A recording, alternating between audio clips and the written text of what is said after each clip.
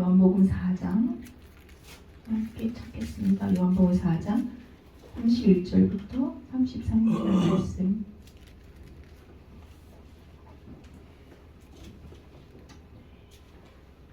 합독하시겠습니다. 시작. 그 사이에 제자들이 청하를 이르되 납비여 잡수소서. 이르시되 내게는 너희가 알지 못하는 먹을 양식이 있느니라. 제자들이 서로 말하되 누가 잡수실 것을 갖다 드렸는가 하니 예수께서 이르시되 나의 양식은 나를 보내신 이의 뜻을 행하며 그의 일을 온전히 이루는 이것이니라. 아멘. 신앙의 동력이라는 말씀으로 우리 박혜정 목사님 말씀 전해주시겠습니다. 다음 주에는 추석 연휴가 시작되는데 다음 주 오후 예배는 자유스럽게 드리도록 하겠습니다. 그러니까 오전 예배 드리고 오후 예배는 자유스럽게 하도록 할 테니까 이렇게 이제 알고 계시면 되겠습니다. 오늘 말씀 따라서 합시다. 신앙의 동력. 살아가려면 우리가 힘이 있어야 돼요. 나라도 마찬가지입니다. 나라도 힘이 있는 나라가 되어야 됩니다. 우리나라가 일제 36년 강점기를 당했을 때 참 우리나라가 얼마나 힘들고 어려운 일들이 많이 있었으니까 이제 반미한다는 사람들 말 들어보면은 그 말들도 일리가 있어요. 미국과 일본이 데스라가프트 밀약을 맺어가지고 필리핀은 미국이 가져가고 한국은 일본이 가져가고 자기네 딱 또 그런 밀약을 맺고 또 미국이 독트린을 발표해가지고 일본까지만 태평양을 지키겠다 하면서 그렇게 했을 때 참 이게 미국이 잘못했다 말할 수 없어요. 다 자기 자국의 이익을 구하는 게 다 우선이니까 우리나라가 힘이 없으니까 그러는 거예요. 힘이 없으니까. 미국은 항상 일본 우선입니다. 일본 우선이에요. 미국은 항상 전에부터 일본과 거래했었고 일본과 가까웠어요. 그러니까 우리 한국은 그 다음이에요. 그러니까 한국이 힘이 없으니까 항상 모든 면에 있어서 후순위가 되었고 이 힘든 일을 당할 수밖에 없었어요. 그들도 이제 미국이 좀 미안하니까 우리나라에 원조도 해주고 6.25 때는 미군들 보내가지고 피도 올려주고 그랬었는데 어느 정도 이렇게 좀 이게 쌤쌤이 됐기도 했지만은 우리나라가 힘이 없으니까 국제사회에서 그랬던 거예요. 우리가 이준 열사가 저기 스위스 가가지고 그렇게 들어갈 때에도 이게 완전히 전 세계 언론에 보도됐습니다. 동양에서 온 나라가 평화회담장에 들어가려고 그러는데 막았다. 이게 무슨 평화회담이냐? 그러면서 전 세계 언론이 그걸 대대적으로 보도했어요. 그래도 나라가 힘이 약하니까 그냥 거기에 대해서 그냥 언론만 떠들었지 그 이상 해줄 나라가 우리나라 편을 들어줄 나라가 아무도 없었던 것이에요. 우리 신앙도 마찬가지입니다. 우리 신앙도 힘 있는 신앙이 되어야 돼요. 에너지가 있어야 됩니다. 우리가 음식을 먹는 이유가 뭡니까? 힘을 얻기 위해서 그러잖아요.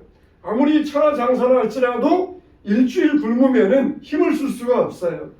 하나님이 우리에게 양식을 주셨어요. 근데 그 양식을 통해 우리가 신앙적인 힘, 신앙의 동력을 얻으라고 우리에게 주신 것입니다. 자, 그러면은 우리에게 주신 양식이 세 가지가 있는데 첫째는 뭐냐? 하나님 말씀입니다. 할렐루야. 하나님 말씀이 우리의 양식이에요. 마태복음 4장 4절 보면은 사람이 떡으로만 살 것이 아니요 하나님의 입에서 나오는 말씀으로 살 것이라 하였느니라. 마귀가 예수님이 40일 동안 금식하셨을 때 예수님을 찾아오잖아요. 예수님이 가장 힘이 없으실 때 마귀가 찾아와가지고 돌을 딱 보이면서 이 돌을 가지고 떡을 만들어 먹어라. 그러니까 그 당시 애 같으면 우리는 떡이지만은 그 당시는 빵이잖아요.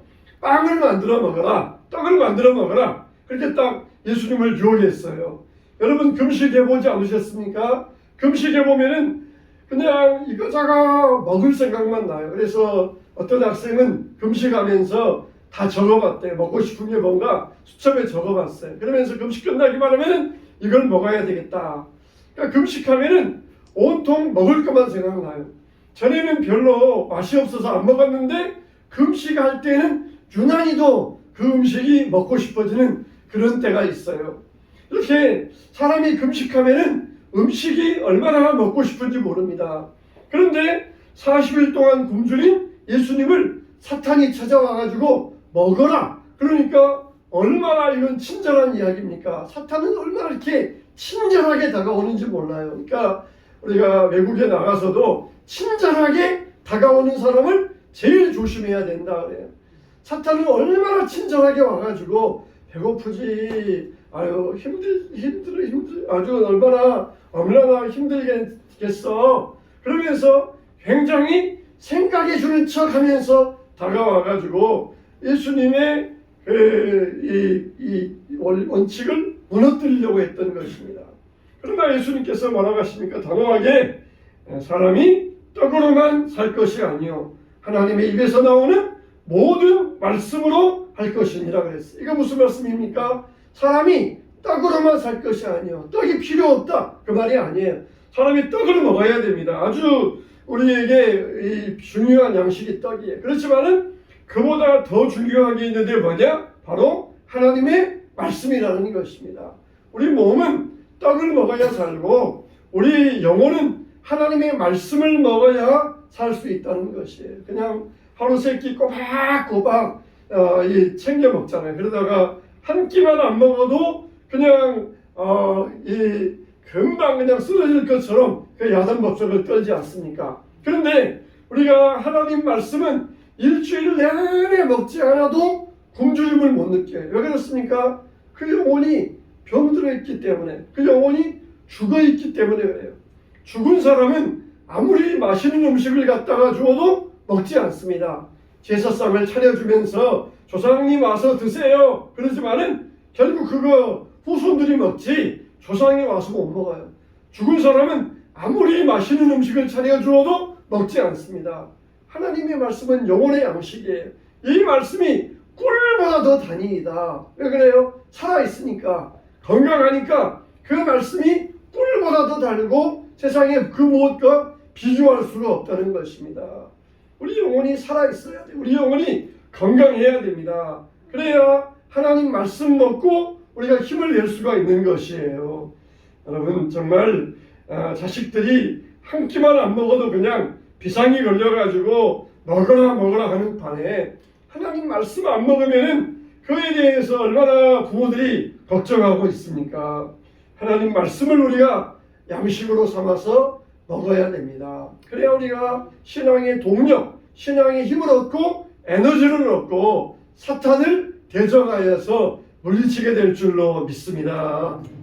두 번째는 뭐냐? 예수님이 우리의 양식이라고 그랬어요. 요한복음 6장 48절 51절 말씀에 내가 곧 생명의 떡이니라. 너희 조상들은 광야에서 만나를 먹었어도 죽었거니와 이는 하늘에서 내려오는 떡이니 사람으로 하여금 먹고 죽지 아니하게 하는 것이니라. 나는 하늘에서 내려오는 살아있는 떡이니 사람이 이 떡을 먹으면 영생하리라. 내가 줄 떡은 곧 세상의 생명을 위한 내 살이니라 하시니라. 초대교회 때 주변 사람들이 기독교가 뭔가 그렇게 모를 때에 사람들이 야 도대체 교회 다니는 사람들은 뭐 하는 사람들이냐 하면서 호기심이 있어가지고 교회 다니는 사람 와서 예배로 와서 이렇게 슬그머니 몰래 와서 이렇게 훔쳐보았어요. 그 당시에는 대개 이제 집 안방이라든지 혹은 집 대청 마루라든지 이제 요즘처럼 교회가 없으니까 그런 데서 예배를 드렸어요. 그래서 이웃집사람이 와가지고 도대체 교회 다니는 사람들은 뭐 하는 사람들인가 하면서 몰래 와가지고 훔쳐봤는데 교회 다니는 사람들이 뭐라고 합니까? 이거는 살이다 먹어라. 이거는 피다 먹어라. 그러는 거예요. 와가지고 몰래 들어보았는데 이것은 피다 마셔라. 이거는 살이다 먹어라. 와, 이 교회 다니는 사람들이 식인종들이구나. 피를 마시고 살을 먹는 아주 그냥 못된 사람들이구나. 그런 말이 막 퍼져나갔어요. 그럼 뭘 이야기하는 겁니까? 예수님의 피를 상징하는 포도주를 먹고 예수님의 살을 상징하는 떡을 먹는 것인데 우리가 어떻습니까? 우리가 피다, 살이다, 먹고 마셔라. 그래서 너의 죄를 깨끗하게 하고 구원을 받으라. 그런 뜻인데 앞뒤는 못 들고 와서는 그것만 피다, 살이다, 마셔라, 먹어라. 그것만 듣고는 야, 예수 믿는 사람들 식인종들이다 그러면서 막 나쁜 소문을 퍼뜨렸었어요. 여러분, 알면은 정확히 알아야 되는데 앞뒤껏 떼어버리고 그것밖에 모르니까 기독교에 대한 소문이 안 좋게 퍼져가지고 왕들이 저 예수 믿는 사람들 안 되겠다, 그들의 조사 안 되겠다, 막 사람들이 더 많이 죽어나가겠구나, 핍박해야 되겠다, 그러면서 그렇게 기독교를 오해했던 그런 적이 있었어요. 예수님이 예수님의 피와 살을 주어서 먹고 마시게 하신 것은 뭡니까? 예수님을 영접하고 믿으라는 거예요. 우리가 이 포도주와 떡을 안 먹고 눈으로만 보면서 배부를 수 있습니까? 아무리 맛있는 것도 먹어야 돼요. 부뚜막에 소금도 넣어야 짠 것처럼 맛있는 음식도 내가 먹어야 돼요. 눈으로만 감상하면서 아 배불러, 코로만 냄새 맡고 배불러, 그런 사람은 이상한 사람이잖아요. 먹어야 돼요. 그런 것처럼 예수님을 먹는다는 것은 뭐냐? 내 마음에 영접하고 예수님을 믿는 것, 이게 바로 예수님을 먹는 거라는 거예요. 예수님을 우리의 양식 삼아야 돼. 그래야 우리가 신앙의 동력을 얻고 힘을 얻게 되는 것입니다. 요한복음 1장 11절에 12절 말씀에 영접하는 자, 곧 그 이름을 믿는 자들에게는 하나님의 자녀가 되는 권세를 주셨다 그랬어요. 또 요한복음 15장 5절 말씀에도 나는 포도나무요 너희는 가지라. 그가 내 안에 내가 그 안에 거하면 사람이 열매를 많이 맺나니 나를 떠나서는 너희가 아무것도 할 수 없습니다. 예수님이 우리의 동력의 근원이셔요. 포도나무 줄기에 가지가 붙어 있어야 거기에서 에너지를 흡수하는데 예수님께 붙어 있지 않으면 아무것도 할 수가 없어요. 가지가 줄기에서 끊어져 나가가지고는 썩는 수밖에 없어요. 우리가 예수님을 영접하고 믿어야 돼요. 예수님 안에 거해야 돼요. 그러니까 우리가 예수님을 통해서 에너지를 공급받고 신앙의 동력을 공급받게 되는 것입니다. 예수님 밖에 있으면 우리는 아무것도 아닙니다. 뭐 예수님 안 믿어도 대통령도 하고 장관도 하고 검사도 하고 의사도 하는데요, 그거는 예수님과 상관이 없어요. 예수님 앞에 섰을 때 예수님과 아무런 상관이 없어요. 예수님 안에서 있을 때 우리가 무엇을 하든지 열매 맺게 되는 것입니다. 우리가 예수님을 영접하여서 예수님을 믿음으로 예수님 안에 거하게 되시기를 주님의 이름으로 축원합니다. 세 번째, 우리의 양식은 뭡니까? 사명이 우리의 양식이라고 했어요. 예수님께서 사마리아 물가에 가셨을 때 한 여인이 뜨거운 낮에 물을 길러 나옵니다. 대개 동남아시아나 이런 데는 대개 낮에는 낮잠 시간이 있어요. 시에스타 그래가지고 낮잠 시간이 있어요. 대개 낮에는 잘 돌아다니지 않습니다. 우리는 낮에도 돌아다니는데 왜 그러냐면은 이 더우니까, 습도가 높으니까. 동남아 같은 데는 낮에는 뜨거워도 그늘에만 들어가면 시원해요. 그늘에만. 밖에 나가면 뜨거운데 이렇게 집안에나 나무 그늘만 가면은 습도가 없으니까 시원합니다. 그러니까 낮에는 뜨거우면 안 나가요. 시원한 그늘 아래에 있습니다. 근데 이 여자가 뜨거운 낮에 물동이를 쥐고 우물가에 물을 길러 나왔어요. 사람이 아무도 없을 때 일부러 그냥 몰래 도둑처럼 물을 길러 와가지고 사람들 안 마주치려고 왔었는데 딱 거기에 예수님을 만난 것이에요. 예수님께서 여인에게 물 좀 달라 그러시면서 이야기를 시작하셨고, 제자들이 와서 보니까 이런 여인과 예수님이 이야기하는 것을 보고는 기다렸습니다. 근데 막 여인이 막 기뻐 뛰면서 마을로 들어가요. 그러자 제자들이 와서는 음식을 구해와서는 예수님 여기 먹을 것을 구해왔습니다. 드세요. 그래서 예수님께서 뭐라 그러니까 내게는 너희가 알지 못하는 다른 양식이 있느니라. 그러시면서 나의 양식은 나를 보내신 이의 뜻을 행하며 그의 일을 온전히 이루는 이것이니라 그렇게 말씀하셨어요. 그게 뭡니까? 예수님의 사명, 그게 우리의 양식이라는 거예요. 예수님의 사명이 우리의 양식이 된다는 것은 무슨 뜻입니까? 바로 예수님의 사명이 예수님을 움직이는 에너지가 되었다는 것이에요. 에너지가 되었다는 것.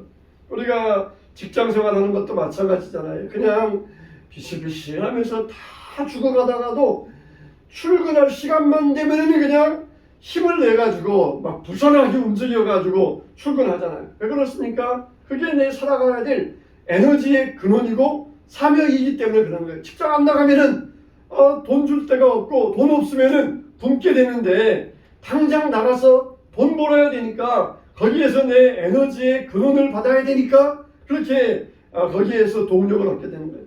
우리의 동력은 뭐예요? 바로 사명이에요. 사명이 우리의 동력이에요. 예수님은 밥을 안 드셔도 내 동력은 어디에 있느냐? 바로 사명이다. 하나님이 나를 보내신 사명이 나를 움직이는 동력이 된다는 것이에요. 여러분의 사명은 무엇입니까? 우리의 가장 큰 사명은 뭐예요? 예배입니다. 예배가 우리의 사명이에요. 예배가 사명이에요. 우리를 움직이는 에너지가 예배에서 나오는 것이에요. 예배에서 나오는 것이. 예배를 통하여서 예수님과 연결되지 아니하면 우리는 힘을 얻을 수가 없어요. 비실비실하면서 죽어가다가도 예배드리자 그러면은 뻘떡 일어나서 예배하러 나오는 것. 그게 바로 우리의 사명인 것이에요. 우리의 사명이 정말 주 안에서 우리를 힘있게 하고 에너지를 공급하면서 주님의 사명을 감당케 하는 능력인 줄로 믿습니다. 그래서 우리가 이 사명을 위해서 어떻게 해야 돼요? 우리는 철저히 순종해야 됩니다. 예수님은 그 사명에 철저히 순종하셨어요. 일부러 사마리아 성으로 그렇게 들어가시면서 사마리아 여인을 만나시고 그 사명에 순종하시면서 죽기까지 순종하시면서 하나님 보좌 우편에 앉아 계시다가 승리를 얻으셨던 것입니다. 여러분, 우리는 정말 힘 있는 자가 되시기 바랍니다. 우리나라도 이제 힘 있는 나라가 되어야 돼요. 그래서 다시는 세계 열강에 휘둘리지 않아야 됩니다. 우리나라도 이제 힘을 많이 길렀잖아요. 국력도 많이 높아졌고 경제력이나 군사력도 세계적으로 10손가락 안에, 아니 5손가락 안에 들어갈 정도로도 힘 있는 나라가 되었어요. 우리가 이제 군사적으로 중국하고 맞붙어도 그렇게 호락호락 넘어가지 않아요. 6.25 때에는 아무것도 없이 북한군이 소련제 탱크를 앞세우고 내려갈 때에 그냥 한 달 만에 저기 낙동강까지 밀려 내려가가지고 이 나라가 전체가 다 빨간 이 물이 들어버리고 말았어요. 왜 그래요? 힘이 없으니까, 준비하지 않고 있으니까. 우리가 준비하지 않고 있으면은 어떤 때에, 알지 못한 때에 사탄이 우리에게 와가지고 우리를 자기의 종 삼아서 힘없는 자로 우리를 억압할지 모릅니다. 우리는 신앙의 동력을 얻기 위해서 하나님 말씀을 양식으로 삼으세요. 예수님 믿고 영접함으로 예수님을 양식 삼으시고 여러분의 사명을 양식 삼으셔가지고 우리가 주 안에서 힘을 얻고 능력을 얻고 세상을 이기고 사탄과 싸워 이기게 되시기를 주님의 이름으로 축원합니다.